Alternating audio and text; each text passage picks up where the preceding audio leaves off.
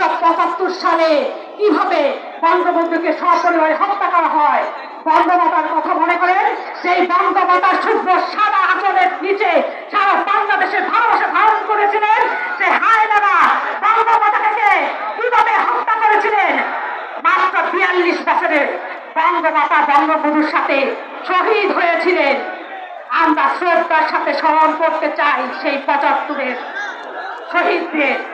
আর শেখ হাসিনার কথা বলতে চাই, আমরা যারা এই শেখ হাসিনা 43 বছরের 81 সাল থেকে ফিরে আসা সেই 43 বছরের সাথে বড় হয়েছি। আমরা দেখেছি আমরা দেখেছি 2001 সালে কিভাবে মহিলা প্রতিবাদীকে অত্যাচার করা হয়। আমরা দেখেছি কিভাবে ষড়যন্ত্র করে তত্ত্বাবধায়ক সরকারের নামে শেখ হাসিনা দেশে ফিরতে না দেওয়ার ষড়যন্ত্র করা হয়। এই সেই ষড়যন্ত্রে ঢাকা জেলা আওয়ামী লীগ তখন রুখে দাঁড়িয়েছিল।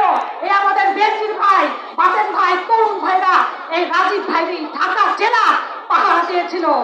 আজকে এই যে সমাবেশ, সেই সমাবেশ থেকে বলতে চাই, নেত্রী আপনি গণভবন থেকে নিশ্চয়ই দেখছেন এখন আমার সেই ষড়যন্ত্র শুরু হয়েছে। আমাদের সাবেক ছাত্র নেতাদের চরিত্র কলঙ্কিত করা হচ্ছে।